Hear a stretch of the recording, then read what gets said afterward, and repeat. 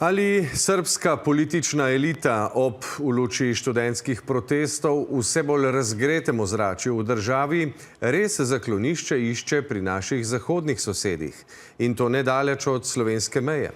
V Trstu in njegovi okolici naj bi Vučićevi zavezniki kupovali drage vile in stanovanja, opozarjajo srbski mediji.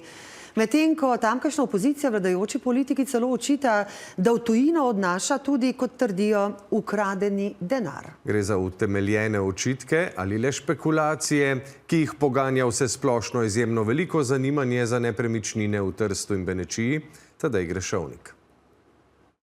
Trst že lep čas ni več le priljubljena izletniška točka, razmeroma ugoden nepremičninski trg ponuja tudi investicijske priložnosti. Pa je res, kot špekulirajo številni srbski mediji, v zadnjem obdobju postal tudi zatočišče za vse bolj nemirno srbsko politično elito. Špekulacije srbskih medijev je preverjal tudi novinar Primorskega dnevnika. Srbska nakupovalna mrzlica na Tržaškem obstaja, a vprašanje je, tako fonda, ali jo resnično lahko pripišemo notranje političnim razmeram. Dejansko podatkov o tem nimamo, oziroma vemo le, da dosti srbskih državljanov kupuje nepremičnine v Trstu zadnja leta, da je velik interes, ampak mislim, da tudi navadni, recimo premožni srbski državljani. Seveda med temi, ki kupujejo, so lahko tudi politiki oziroma osebe blizu vladajoče stranke. Eden takih je župan srbskega glavnega mesta, Aleksandar Šapić, ki ga na fotografiji vidimo ob županu Jankoviću. Zapeljimo se nekaj kilometrov iz mesta do občin, vse do tega naslova in zvonca, na katerem najdemo tudi njegov priimek. Dobrih 800 000 evrov je beograjski župan odštel za vilo nad Trstom s pogledom na morje.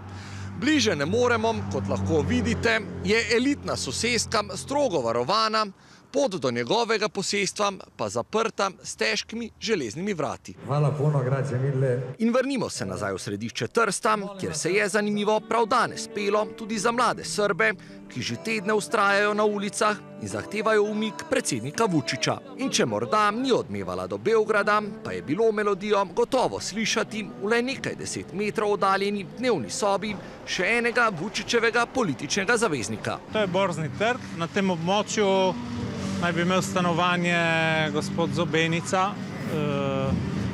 Zdaj ne vemo, če on živi trenutno v Srbiji ali pa tukaj. In kdo je Damir Zobenica? Je eden od predsednikovih operativcev, ki je med študentskimi protesti v tajnosti organiziral skupine ljudi, da so te na protestih žalile študente, opozicijo in nasprotovale blokadam.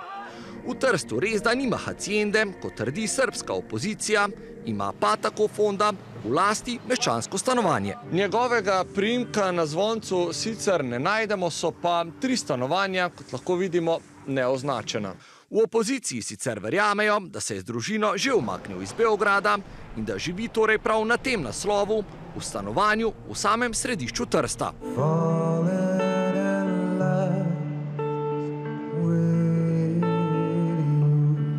Nedaleč od tu naj bi imel nepremičnino še en Jankovićev prijatelj in Vučićev politični sopotnik, po tragediji v Novem Sadu nekaj časa celo priprti minister za promet Goran Vesić. Bivši minister Vesić je že sam preko odvetnika demantiral to. Da ne on, ne njegova soproga resnično nimata nepremičnine v Trstu, tako fonda pritrjujejo tudi evidence.